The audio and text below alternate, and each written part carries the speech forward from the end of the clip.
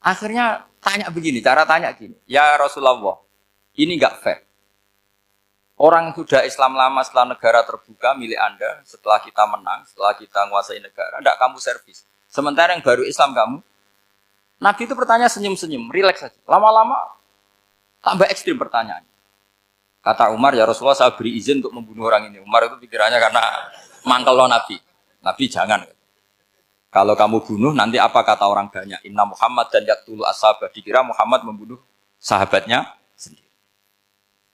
Nabi masih mendengar. Komplainnya masih mendengar. Lama-lama Nabi memberi penjelasan. Kamu ini orang Ansor. Kamu biasa memberi saya, memberi dana perjuangan. Memberi itu hebat. Saya tidak ingin menurunkan grade Anda. Grade sebagai pemberi, berarti kelasnya elit. Sekarang menjadi penerima. Itu tidak bagus. Itu betapa Rasul ini namanya kecerdasan nubuah. Kalau orang biasa memberi, biar memberi saja. Supaya dia tetap heroik, tetap patriotik, tetap keren. Karena mentalnya Jangan sampai dari mental memberi, kemudian mentalnya peminta. Jadi kalau Pak On jadi tim suksesnya Pak Jokowi itu ya tidak minta-minta. Kalau dulu kampanye ya kampanye saja. Biar memberi terus nggak pernah minta. Meskipun akhirnya ya gelong. Tapi Nabi dulu didik gitu. Jadi orang Ansor itu nggak pernah diservis. Padahal jasanya kayak gitu. Supaya kelasnya tetap kelas elit, yaitu pemberi, penanggung jawab. Nabi nggak ingin orang Ansor turun grade menjadi penerima. Orang-orang yang cerdas nubuah menerima konsep Nabi seperti itu.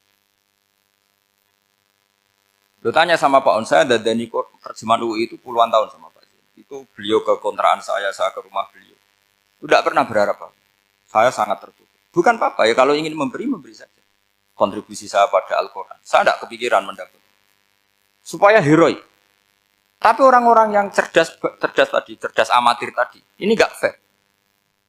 Wong yang memberi lama kok dapat servis sedikit. Nah, sekarang itu problem zaman akhir sudah mulai seperti itu. Nah, orang ini namanya Dzul Khuwaisirah. Ini yang nanti punya anak turun Khawarid.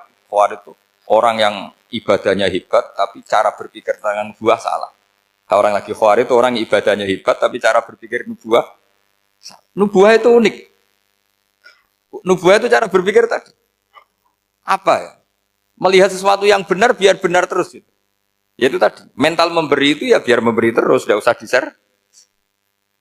Maka ketika Abu Bakar jadi Khalifatul Rasulillah, itu ada sistem kepegawaian. Itu gajinya Umar yang sudah Islam lama, gajinya Abu Bakar yang sudah Islam lama.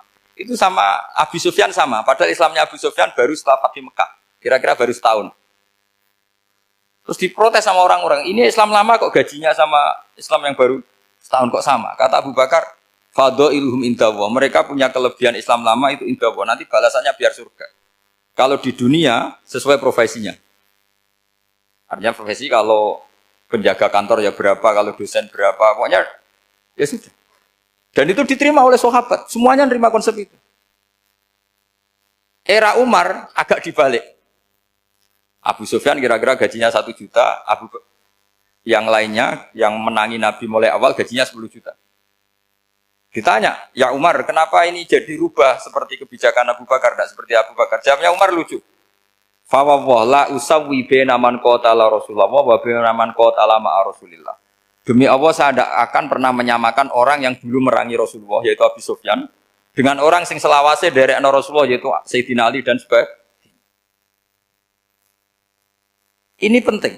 Artinya ketika gajinya orang saya seperti Ali radhiyallahu anhu itu tinggi itu bukan karena lamanya Islam, tapi karena lamanya iman.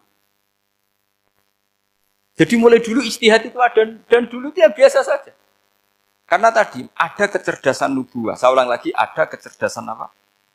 Sekarang itu kecerdasan tomak atau kecerdasan nafsu. Itu kalau sampai ngaji kitab tasawuf, itu bab bakhil itu tidak ada. Menurut kitab tasawuf, medit itu tidak ada, kikir itu tidak ada. Yang ada itu tomak. Tomak itu berharap dikasih orang lain.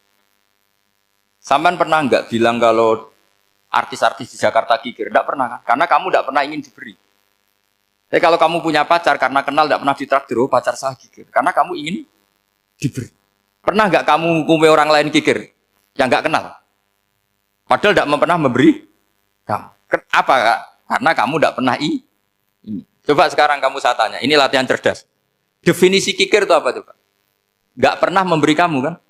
Artis-artis Jakarta, tokoh-tokoh nasional pernah nggak memberi kamu? Enggak kan? Tapi enggak pernah kamu vonis kikir. Karena kamu enggak pernah tomak. Tapi pacar kamu, kok amin ditraktir terus. Atau istri kamu, atau mertua kamu, kok enggak ngasih warisan, kamu bilang kikir enggak? Sebabnya kikir betul apa karena kamu tomak, berharap? Tomak. Maka di kitab tasawuf itu enggak ada bab kikir, yang ada bab tomak. Karena asal usul menvonis orang kikir itu karena tamak. Maka jangan banyak kenal orang, nanti banyak hukum kamu kan. Sombong juga gitu, di tasawuf itu enggak ada bab sombong. Karena orang hukumi orang lain sombong itu karena kamu ingin dihormati. Ada orang enggak kenal, terus lewat saja enggak tanya kamu bilang sombong enggak kan? Tapi kalau kenal, oh sombong betul, kenal enggak tanya kan gitu. Jadi tasawuf itu sisi unik dari khazanah Islam. Makanya di tasawuf itu enggak ada kritik terhadap kikir. Ya tentu kikir itu buruk, pasti ya kikir itu buruk. Tapi enggak perlu dikritik. Jangan-jangan yang salah kamu. Mau kenal Pak On di PPAI terus ingin jadi sekretarisnya. Terus ingin kenal Pak Jokowi ingin jadi menterinya. Nanti kenal rektor ingin jadi pegawainya. Ketika enggak diturutin bilang Pak Rektor kikir. Tapi orang lain ya Kak pernah berharap. Mungkin enggak menvonis Pak Rektor atau Pak On ini kikir. Enggak kan? Berarti vonis kikir itu status orang itu apa enggak kesampaian niat kamu? Memang agak jelimet ilmu tasawuf itu, tapi itu unik. Itu bagian dari khazanah apa? Islam. Makanya Rasulullah itu sering isti'adah minta perlindungan wa min toma'in fi ghairi matma'in. Ya Allah, saya tidak ingin berkeinginan yang tidak layak. Karena semua dunia ini dimulai dari keinginan. Coba kamu protes negara itu karena apa?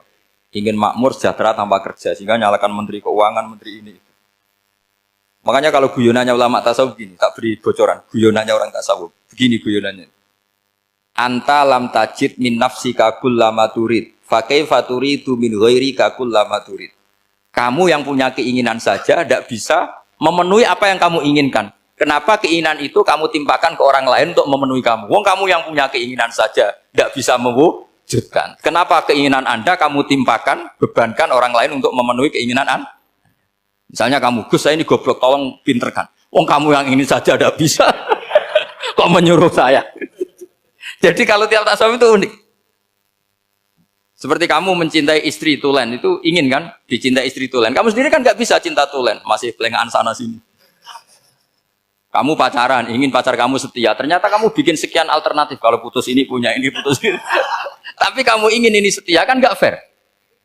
Makanya guyonanya orang tasawuf itu anta lam tajid min nafsika kullama turid fa kaifa turidu min ghairika kullama turid. Gampang tuh apalane pokoknya ratrit gitu aja gampang. Jadi kamu yang punya keinginan saja tidak bisa memenuhi. Kok orang lain disuruh memenuhi. Sehingga orang tasawuf itu malu betul. Misalnya saya kok ingin Pak On takdim sama saya itu kurang penggawean. Kalau saya ingin ditakdimi saya menakdimi diri saya sendiri. Makanya berbahagialah orang yang ngilu terus saya ganteng sendiri ya Allah. Saya kaya sendiri. Menunggu orang lain bilang kamu kaya itu repot.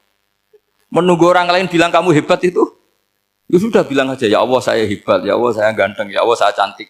Daripada menunggu orang lain bilang apa? Cantik. Jadi ilmu tasawuf itu unik. Jadi kalau fikih itu yang dikritik itu kikir. Kalau tasawuf enggak tomak. Karena orang yang kamu vonis kikir itu jangan-jangan tidak kikir tapi mementingkan yang lebih penting.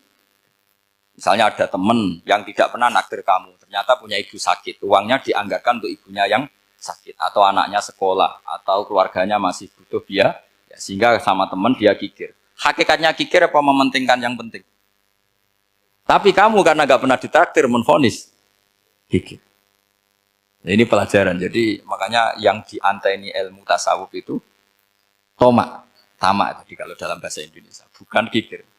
Karena vonis kikir itu akan disematkan orang yang tidak kesampaian hajatnya. Pokoknya bapak saya itu, keluarga kiai itu ajarannya itu. Yang penting jangan berharap dari orang lain. Ini Pak On saksinya, saya dulu benahin terjemah itu nggak pernah ingin diperlakukan seperti ini. Yang ngaji aja. Karena pikirannya keluarga kiai itu sederhana. Kalau ngamal ya ngamal saja. Ngamal itu heroik. Makanya buyut-buyut kita semua ini kan pahlawan semua.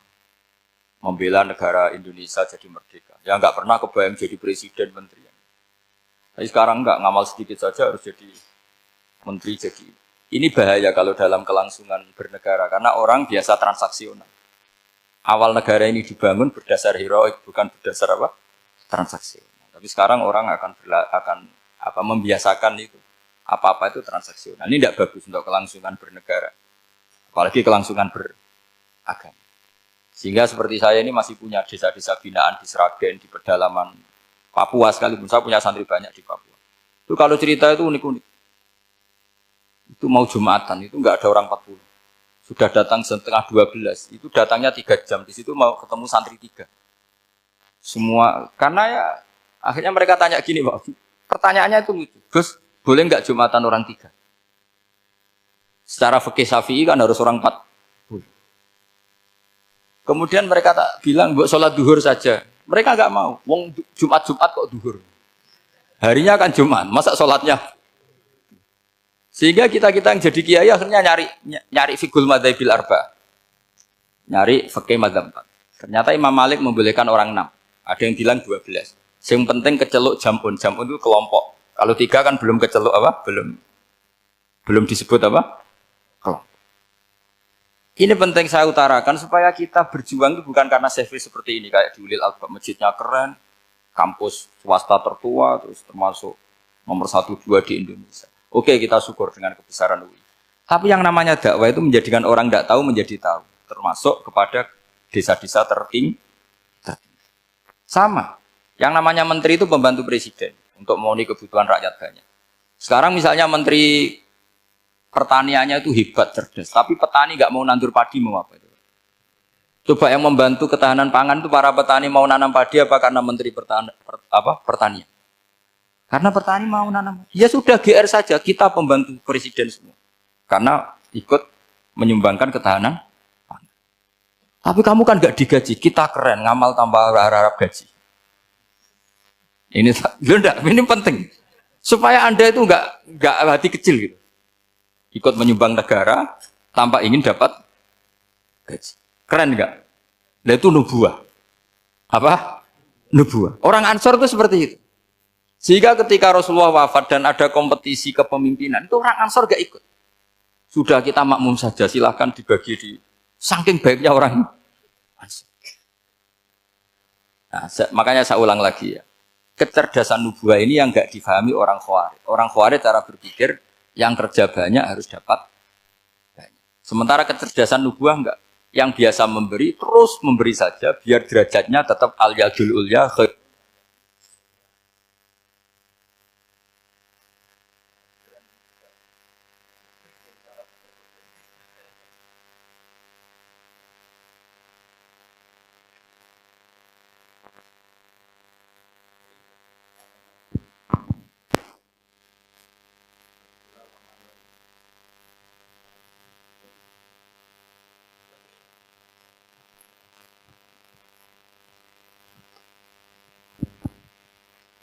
Bismillahirrahmanirrahim. Ini saya baca supaya dapat berkahnya ulama-ulama dulu. Karena ini dikarang oleh ulama yang dipakai rujukan seluruh dunia.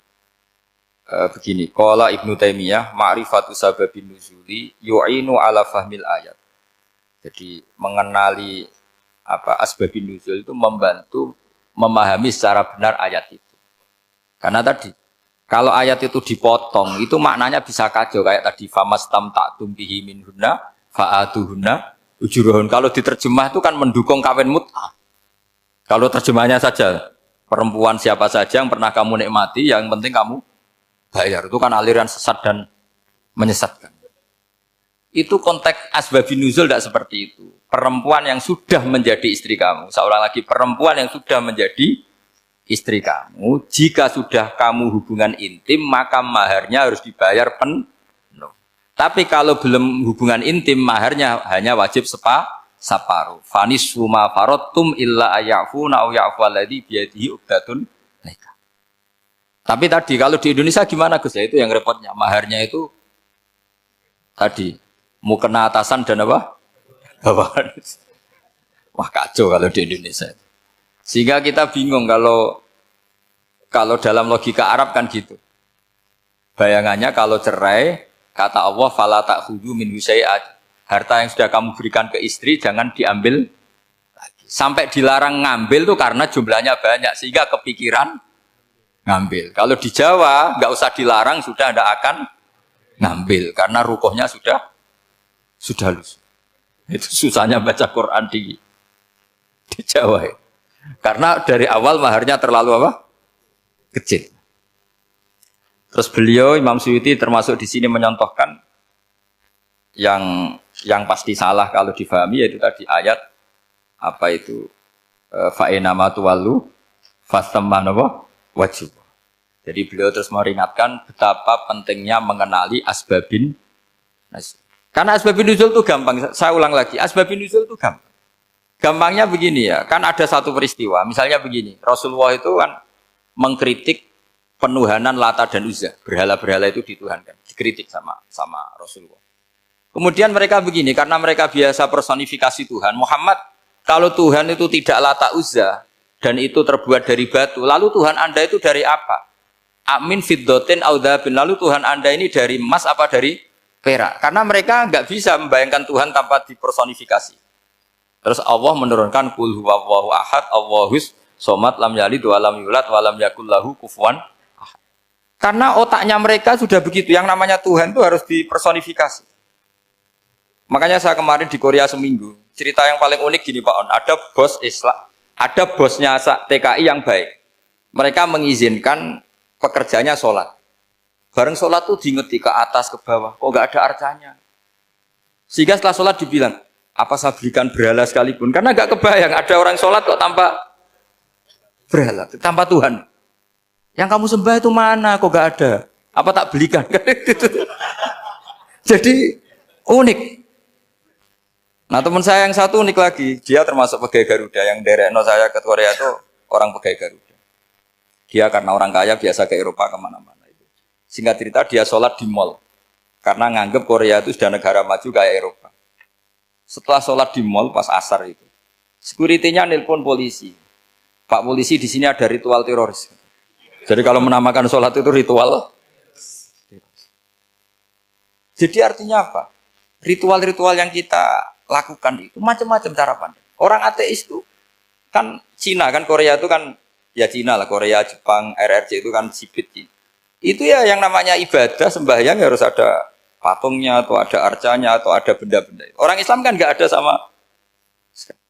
Makanya mereka itu kok bisa? Problemnya kita, saya ulang lagi, ini problemnya. Problemnya kalau ada itu ya repot. Begini misalnya, ini masih tentang asbabun nuzul. Ini contoh terakhir tentang masih asbabun nuzul. Umar radhiyallahu anhu, sahabat Umar itu kalau mencium Hajar Aswad itu sambil gedumel. Tidak berdoa tapi gedumel. Masyhur. Itu ada di Bukhari. Alim tu annaka hajarun la tadurru wa la tanfa walau la anni ra'aitu Rasulullah wa qabbalaka ma qabbaltuka. Saya tahu loh. Nyium Hajar Aswad dicium tapi sambil gedumel. Saya tahu loh kamu hanya batu, enggak mandoroti, enggak manfaati. Kamu jangan GR, saya cium itu jangan GR. Kalau saja saya tidak melihat Rasulullah mencium kamu, maka saya ada sudi nyium kamu. Dah gitu aja. Terus itu tiap nyium Hajar Aswad itu tidak doa. Kalau kamu kan enggak minta kaya, minta macam-macam. Kalau Umar malah gedumel. Nah kenapa demikian? Itu ada asbabun nuzulnya. Umar itu saksi sejarah. Ketika Rasulullah Fathi Mekah, Nabi kan tawaf terus mencium Hajar. Itu di belakang masih banyak orang kafir. Kebetulan Umar masih di sana. Sudah Islam Umar, tapi dia di belakang. Dengar orang-orang kafir, Muhammad itu aneh. Katanya melarang nyembah batu. Ternyata dia nyembah batu. Jadi Nabi nyium Hajar Aswad itu dikira nyembah. Katanya ngelarang nyembah batu, tapi dia kok nyembah batu. Karena Nabi mencium Hajar Aswad. Nah karena untuk menghilangkan stigmasi itu, Umar tiap nyium Hajar Aswad ngomong gitu. Ada kan ada sound system, mungkin jadi sound system. Supaya jelas bahwa penciuman ini bukan karena menyembah. Artinya mudah sekali kenapa Umar ngomong gitu. Karena asbabun nuzulnya seperti itu. Coba kalau kamu tidak tahu asbabun nuzul, Umar maksudnya gimana? Gak doa, gak apa kok malah ngomong gitu kan. Tapi kalau kamu tahu asbabun nuzul Umar itu yang mendengar komentar orang sama ketika kita tawaf itu kan 3 pertama kan kita lari-lari kecil. Itu ceritanya juga gitu. Rasulullah itu hidup di Medina, terus diterkenalkan miskin. Medina itu kota wabak, kota penyakit. endemik. Dulu Madinah, Yasrib itu kota endemik. Sehingga kata orang kafir-kafir Mekah, yaji uliha dalbet kaumun kot wahanat huma Yasrib. Nanti akan datang satu komunitas kaum yang sudah lemas karena kena penyakit apa? TBC dari apa? Yasrib. Nabi dengar itu makanya terus bilang ke para sahabat, tunjukkan kalau kamu kuat dengan cara lari 3 kali. Terus pakai pakaian yang kelihatan maco, yaitu yang dipakai lelaki-lelaki. Bahunya dikelihatan. Nah, setelah Rasulullah wafat, Umar menggantikan beliau setelah Abu Bakar. Umar bilang gini, sebetulnya tawaf seperti ini, yaitu lari pertama 3 putaran pertama lari dan memperlihatkan apa? Pundak seakan-akan orang maco itu sudah enggak perlu. Karena alasan itu sudah tidak ada. Tapi ini tinggalan Rasulullah, maka jangan rubah ya tetap seperti ini. Akhirnya meskipun sudah tidak ada alasan tadi menjawab stigmasi orang apa? Kafir, tetap tawaf seperti itu. Jadi memang agama itu unik. Kadang kita harus tahu alasannya, tapi alasan itu kalau menjadi mahatul hukmi, pijakan hukum sah. Misalnya kamu terus bilang gini, ya berarti tawaf sekarang bebas, gak perlu seperti itu. Kan alasan itu sudah ada. Nah di sini pentingnya riwayat. Riwayat itu begini, logikanya sudah nggak ada, tapi kaifiah itu, cara itu masih kita terus. Dan itu memang, saya ulang lagi, harus tahu asbabun nuzul. Saya beri contoh ya misalnya, wa idza darabtum fil ardi falaysa 'alaikum junahun an taqsuru minas shalah. Terus ayat di mana? In khiftum ayyaftinakumul ladzina kafaru. Jika kamu pergi dalam keadaan takut ditangkap orang kafir atau takut diculik orang kafir, maka kamu boleh mengqasar salat. Itu jelas ada ayat in khiftum ayyaftinakumul ladzina kafaru. Jika kamu takut diculik orang kafir. Sehingga ketika ba'da Fathi Mekah, setelah Mekah dikuasai Islam, Umar tanya, "Ya Rasulullah, kenapa engkau masih salat qasar? Bukankah kita sudah aman?" Waqad qala ta'ala in khiftum ayyaftinakumul ladzina kafaru, Allah ngendikan boleh mengqasar itu kalau dalam kondisi takut. Waqad kunna fi amrin, sekarang kita sudah aman. Jawabannya Rasulullah itu unik. Ya Umar, hadhihi shadaqatun faqbalu shadaqah. Ini sedekahnya Allah, bonus sudah terima saja, enggak usah catatan-catatan gitu. Sehingga era Umar ya ada lagi yang tanya Umar ke gitu. Terus kata Umar, sa'altu dzalika Rasulullah sallallahu alaihi wasallam faqala hadhihi shadaqatu wa faqbalu shadaqah. Sudah ini bonus dari Allah, terima saja. Ini kan unik. Padahal kalau secara disiplin ilmu kan begini. Kamu boleh mengqasar sholat kalau dalam bepergian dan dalam keadaan takut. Logika hukumnya kalau tidak takut, tidak usah. Sama seperti begini. Kamu kalau pergi jauh seperti saya Pak On, itu ngosor sholat apa enggak? Ngosor kan? Alasannya kalau kosor itu, kalau pergi itu masyakot, repot. Sekarang pergi kita pakai Alphard, pakai Innova. Bawa uang, disupirin, itu masyakot enggak? Enggak kan? Tetap boleh jamak enggak? Boleh. Sebenarnya kamu jamak itu karena pengetahuan hukum apa karena enak jamak? Kalau alasannya masyakot, kan sekarang sudah ada. Enggak repot. Ya sudah pakai hadis tadi, ini hadiah, terima saja. Jadi makanya agama itu riwayat. Tapi ada saja ulama yang agak balik loh. Agak balik loh gini, banyak juga ulama misalnya duwe gawe, ibunya sakit terus ribet jamak sholat. Kenapa? Ribet ngurmat ibu. Makanya ada saja kiai yang duwe gawe mantu itu terus jamak sholat, tapi jangan ikuti. Tapi ada saja karena alasannya jamak itu karena apa? Repot. Ya ada saja, tapi ya jangan ditiru.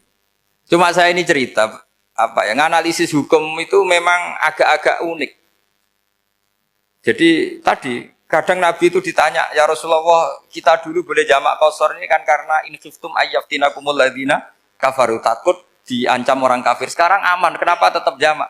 Jawabannya Nabi, ini hadiah, terima saja. Ya ada sahabat yang bantah, kenapa Nabi? Allah itu zat yang baik, kalau sudah ngaji bonus nggak pernah ditarik lagi. Makanya Nabi kalau berdoa itu unik. Ya, siapa yang disiksa di dunia karena dosanya, fawahu akramu min ayyus sanniya uqubatahu fil akhir. Kalau ada orang salah kok di dunia sudah dikasih sanksi, Allah itu lebih mulia untuk mengulang nanti di akhirat. Akram itu Allah terlalu mulia, maksudnya orang kepikiran wis males ya selesai, tidak akan di. Kalau sampean kan enggak, masih ingin lagi. Jadi itu cara berpikir apa? Nubuah. Jadi berpikir nubuah itu beda. Ada orang pas sujud diinjek sama orang fasik.